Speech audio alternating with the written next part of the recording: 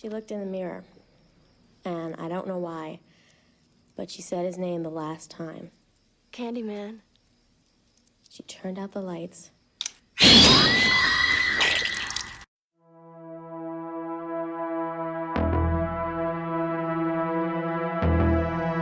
Nightmare Files.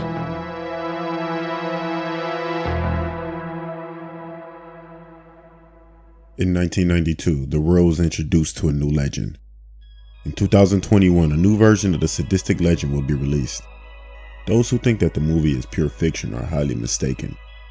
The real stories behind the legend may not be supernatural, but they are just as chilling as anything the movie could ever depict.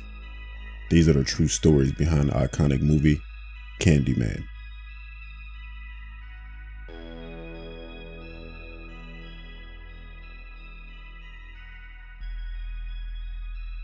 The worst serial killer in Houston history, Dean Corll, known as the Candyman.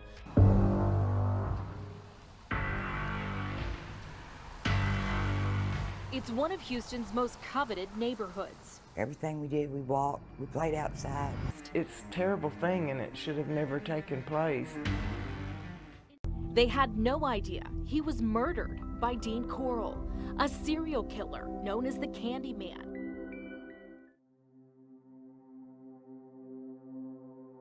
Came for you. Candyman.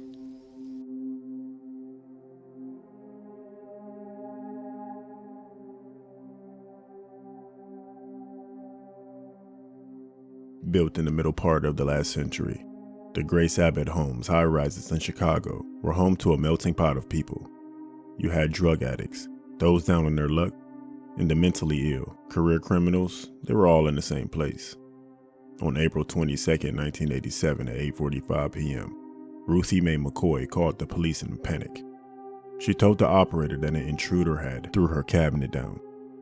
She was fearful that this intruder was out to get her and wanted the police to intervene. The operator, not able to really make sense of Ruthie's call, logged it as a disturbance with a neighbor and had a car attend the scene.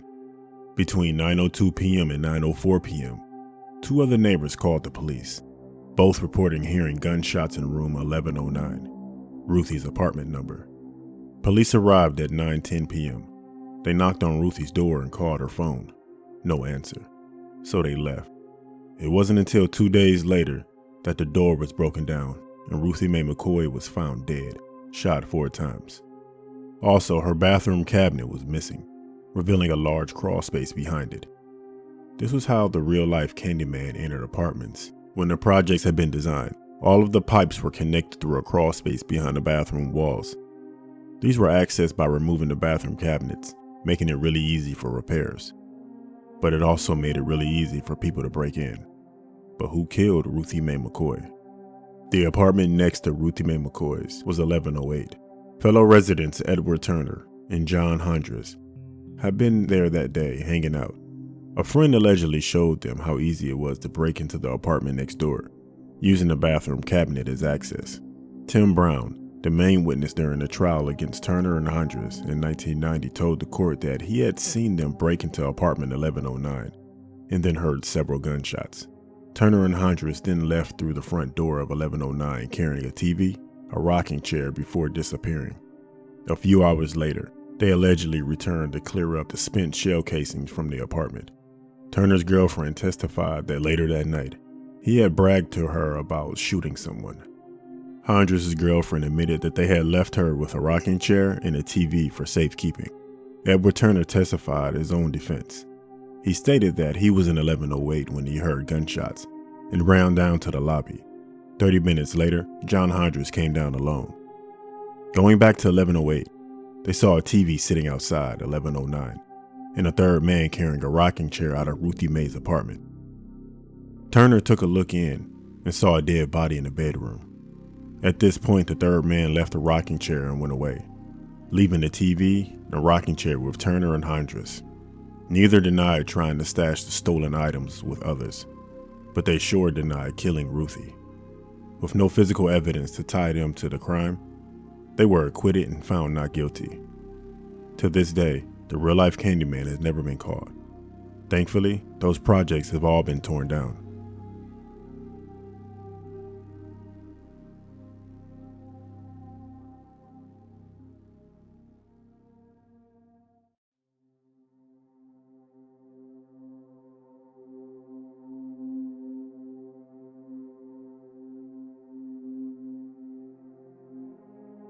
To everyone in his Houston neighborhood, Dean Corll seemed like a decent, ordinary man.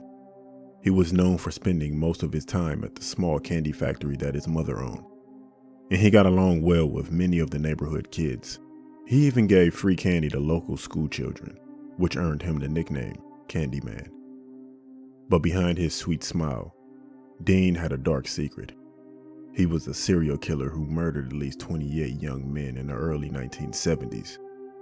This horrific spree would later be dubbed as the Houston Mass Murders, and it wasn't until Dean himself was killed in 1973 that the truth came out. And shockingly, the person who murdered Dean was his own accomplice, a young teenage boy whom he had groomed to help him with his murder spree. In the mid-1950s, Dean Corll's mother and stepfather started a candy company called Pecan Prince, initially working from the family garage. From the very start, Dean played a crucial role in the company, while his stepfather sold the candy on his sales route and his mother managed the actual business. Dean and his younger brother operated the machines that produced the candy. By the time his mother divorced her second husband, Dean had spent several years working at the candy shop. At some point, Dean briefly returned to Indiana to care for his widowed grandmother. But by 1962, he was ready to come back to Texas and help his mother with a new venture. Now called the Corll Candy Company, Dean's mother started this revamped business in the Houston Heights area. Unsurprisingly, she named Dean the vice president and his younger brother the secretary-treasurer. Although Dean was drafted in the U.S. Army in 1964 and served for about 10 months, he successfully applied for a hardship discharge after explaining that he needed to help his mother at her store. And so for several more years, Dean continued to work at the candy company, presumably bringing joy to his customers. Before the crimes, there were warning signs of what could be coming. For instance, one young teenage boy who worked at the company complained to Dean's mother that Dean had said inappropriate things to him, but rather than questioning Dean, his mother simply fired the boy. Meanwhile, the candy factory itself seemed to attract several teenage boys, both as employees and as customers. Some of them were runaways or troubled youths. Dean quickly built up a rapport with these teens. In September 1970, Dean killed his first victim. By this point, his mother had divorced the third husband and moved to Colorado, but Dean stayed behind in Houston since he had found a new job as an electrician. Dean also moved where he would begin to commit horrific crimes in his early 30s, but he wouldn't stay there for long. During the Houston mass murders, he would frequently move between apartments and rent houses, sometimes staying in one spot for just a few weeks. His first recorded victim was Jeffrey Conan, an 18-year-old student who was hitchhiking from Austin and Houston. Conan was believed to have been looking for a way to get to his girlfriend's house, and Dean likely picked him up with an offer of a ride. Just a few months later in December, Dean abducted 2 more teenage boys and tied them to his bed in his home. He was in the process of doing something horrific when suddenly one of his friends, Brooks, walked in on him. Dean then made some disturbing confessions to Brooks. One of the boys Brooks brought to Dean was Elmer Henley, because Brooks would always bring people to him. But for some reason, Dean decided not to dispose of him. Instead, he groomed Henley to participate in his sickening scheme, offering him cash as a reward for help for finding victims. Henley later said, "Dean told me he would pay me $200 for every guy that I could bring in, and maybe more if they were really good looking." In reality, Dean usually paid the boys just $5 or $10. Henley has insisted that he initially refused the offer, but his family's financial hardship led him to accept it. But even when he was paid far less than he had hoped, he didn't back out. Eerily, he seemed almost flattered to be included. Together, in the early 1970s, Brooks and Henley would help the Candyman killer by luring in his victims. The three used Dean's GTX muscle car or his white van to convince victims to come with them, using candy, alcohol, or drugs to get them inside. Dean and his accomplices would take the victims to his home. Dean also forced them to write postcards to their families to say they were okay. Each victim would often be tied to a wooden board. Brooks would later describe Henley as being especially sadistic. After nearly 3 years and 28 known victims, Dean turned on Henley on August 8, 1973. On that day, Henley had lured in 2 teens, Tim Curley and Rhonda Williams, to Dean's house. Williams was the only girl known to have been targeted during the spree, but Henley later insisted that she wasn't targeted by him. Instead, they were supposedly all there to party. From drinking heavily to huffing paint to get high, they all fell asleep earlier than expected. When Henley woke up, he discovered that he was tied up alongside Curley and Williams, and Dean was screaming at Henley while waving his .22 caliber pistol, saying, "I'm gonna kill you, but first, I'll have my fun." Dean then carried Henley into the kitchen to let him know just how furious he was that he had brought a girl over at his home.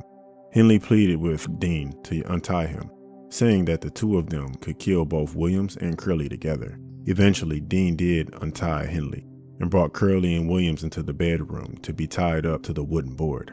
In doing so, Dean needed to put his gun down.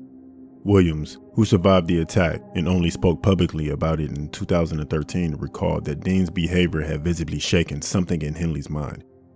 He stood at my feet and just all of a sudden told Dean this couldn't keep going on. He couldn't let him keep killing his friends, and that it had to stop. That's what she recalled. And then Dean looked up, and he was surprised. So he started getting up, and he was like, "You're not going to do anything to me." Then without another word, Henley shot Dean, killing him. And with that, the Houston mass murders by the Candyman finally came to an end. Based loosely, but definitely referenced, these were the true stories behind the iconic Candyman.